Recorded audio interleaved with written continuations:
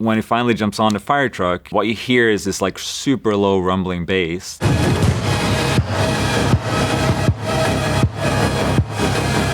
It's actually a sound from a truck.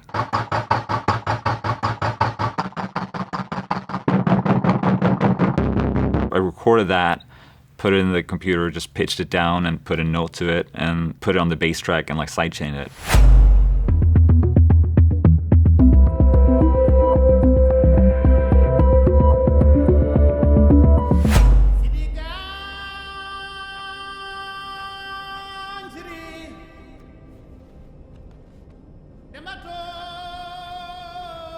Sister Nakia, my prince, we are home.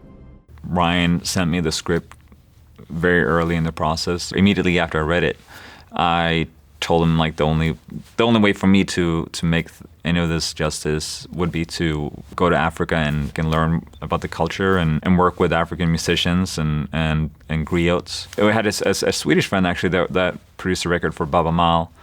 And he put me in touch with Baaba, and I put him on FaceTime with Ryan, and Ryan talked about the movie, told him the story. I sat by the piano, started playing some chords, and Baaba Maal just immediately started to sing. It was like a one-take thing.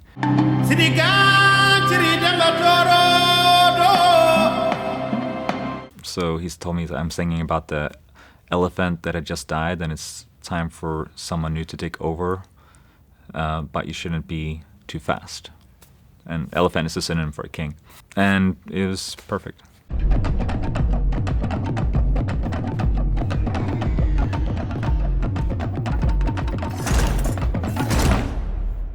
I met an incredible talking drum player, Masamba Diop.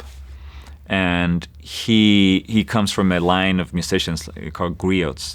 So it's a bloodline of musicians. So it's grandfathers been playing talking drums through multiple generations. You can basically say words and communicate with this drum. And I was asking him, okay, so how would you say T'Challa on the talking drum? And he played me the rhythm, do-do-do, do-do-do. That became part of T'Challa's theme.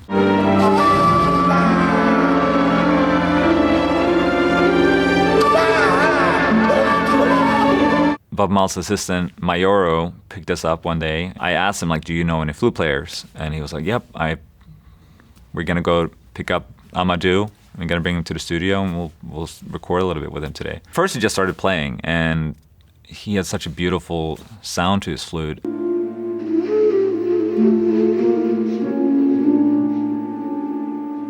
He was almost like singing into the flute, and it was just it gave it such a special character. And I was like, okay, well, this could be interesting for Killmonger's character. So I was like, I told him about Killmonger and his part of the story and his character. After I gave him that story, the flute player kind of transformed into a completely different person and started play this crazy screaming through the flute and screaming Killmonger names through the flute and just transforming into a completely different person. I think she might not be feeling too good. Hey, somebody get some help. Come here. Call the doctor, please. Hey, please, somebody, come help. Emergency right away in the West African exhibit, please, right away. And I remember sending that clip directly to Ryan, who sent it to Michael B. Jordan. And Michael B. Jordan was prepping for his role, and he was listening to that.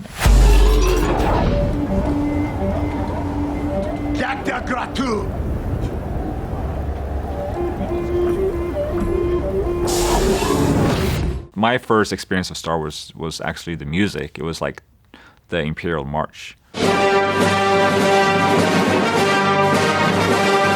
It made me feel like I'm on a different planet. It brought me into a different universe. In order for me to kind of go back to that experience, I had to take a step away from the computers, because when I was a kid and writing music, I was just in our basement, just jumping around from the drums to the guitars, and just felt like just being around toys.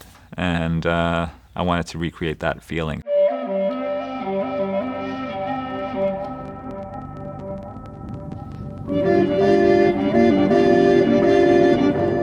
I bought a set of recorders because I just wanted basically to be able to play everything myself. And recorder was one of the first instruments that I played. So I got 5 recorders in the mail, And one of them was like this, one package was this big, and it was the bass recorder, and I'd never seen one before, I never played one before, but it's the same technique as a little normal recorder, so I just picked it up naturally and just started playing it, and sound was extremely interesting to me.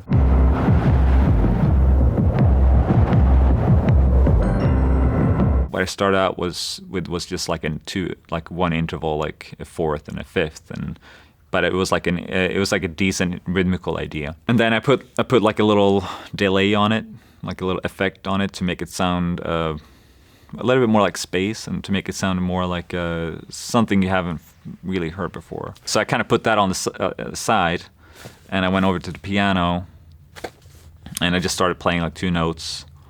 And then I went over to the drums and I started playing the beat.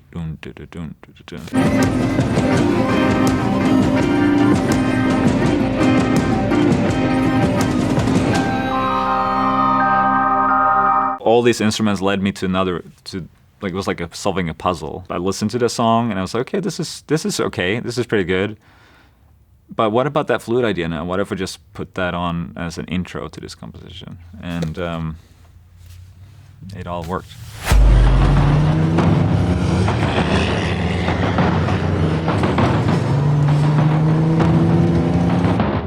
Yellow, 60 seconds. 60 chip. The heist, the trucks in place heist, where all these trucks are pulling up next to each other, and like I got so excited when I read that in the script, and I remember right afterwards I had a long conversation with Nolan about different production techniques and how we can experiment with that music for that scene, and he had all these like really cool ideas for how to basically get the speakers to play like these really low sub frequencies. The first like 2 minutes of the cue is just like, it's a build-up, but music is also kind of like a rhythm play. Like there's a pattern that repeats itself every 8 bars.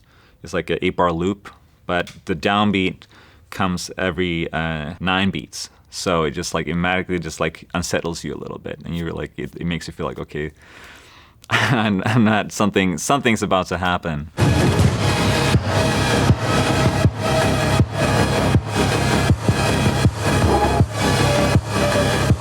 When he finally jumps on the fire truck, what you hear is this like super low rumbling bass that's like super heavily sidechained, and it's actually a sound from a truck.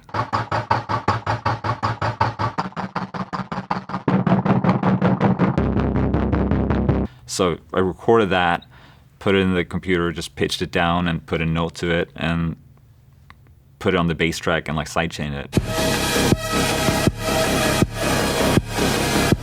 The other part of this of the same beat is sirens. So you're in this world with these trucks and fire trucks and buses, and the music that you're hearing is also coming from that world.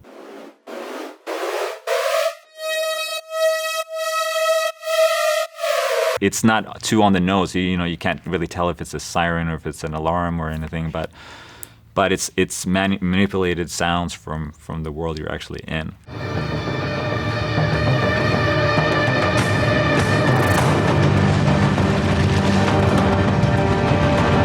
One of the main themes of Tenet is inversion. So obviously I wanted to take that theme into music also and see how much you can experiment with musical inversion and musical palindromes. You write a melody from top to bottom and you perform it, you play it on the piano or whatever, and it's the same piece of music if you play it from up down to down up. But what's interesting with that is that you're not going to be able to tell. I mean, you can tell that it's the same melody, but to the ear, it's not going to sound like it's played backwards. So I was always interested about like, okay, well, how can we have something be the same forwards and backwards, but also sound backwards when it's played backwards?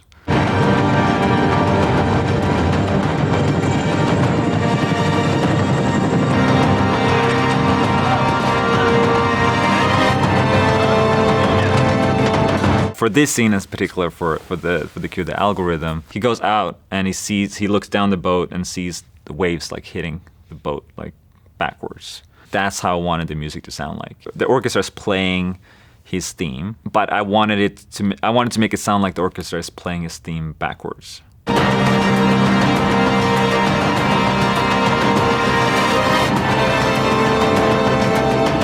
wrote down the music for the players, but I reversed the theme on the paper. So they're basically playing the theme backwards. And another thing I had to do was to reverse the dynamics. So instead of having like soft attacks for each note, they like had like a super hard attack on every note, which makes it feel like something you don't want to play. So I got a lot of questions like, are you sure you want this? The harder the attack was, the more you're going to hear the experience of it sounding reversed. So after we recorded all these musicians, I got the recording and then I reversed the recording in the computer. So the recording is playing backwards, but it sounds like the theme is playing forwards. The orchestra is playing the theme forwards, but it sounds backwards. And then you have percussion in the background that's playing forward.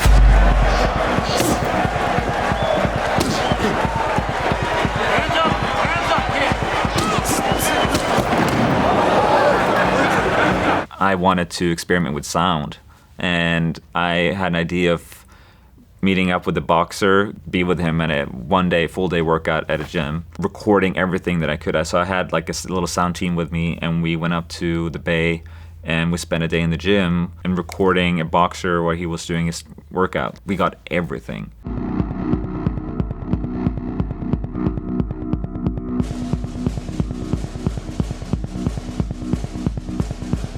And then we took all these sound files and brought them back into the studio and turned them into musical elements that we could use throughout the movies. I used those elements to make beats and to get inspiration from. That was the bones of the score. And then I infused it with kind of the soul of Rocky. Serious? Want me to do it for you? No. Yeah, Good. All right. ready? Come on. Time.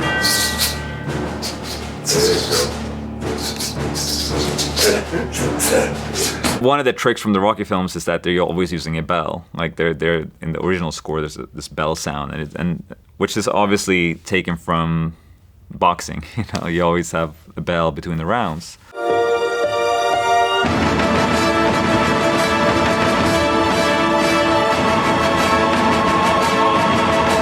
And then we have the whole Creed theme starts playing, and it's like intertwined with all the themes in the movie that I wrote. So it's like it goes in between 3 or 4 different themes. And then it makes a seamless transition into the bike scene where Meek Mill come in.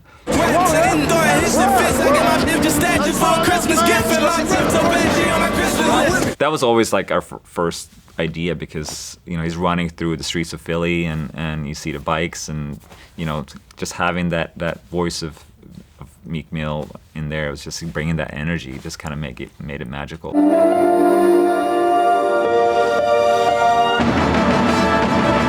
And then it goes into the slow motion shot where Jhené Aiko is singing these little notes, and it's like, it feels like he's like almost taking off to the sky.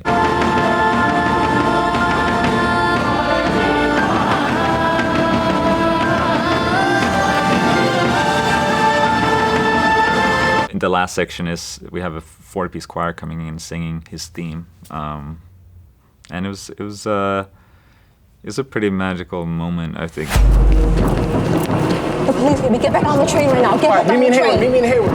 Hey, it's the boys. Dip up, split up, right? Come on, come on. Ryan had the idea of why don't we record the Bart train and use that as an element in the music as well, because it's the Bart train has such a presence in the film. What if we take elements of that train sound and put that in the score?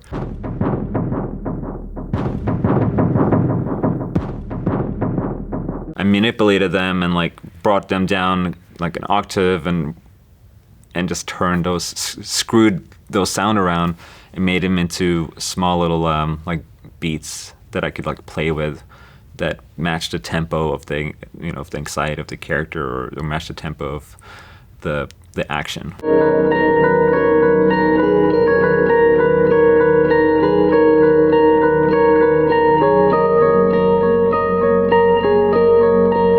The end title for Fruitvale Station was kind of the theme from Oscar Grant and his daughter. There's a little scene when he's chasing her down the street, and like you have this kind of, their theme is playing.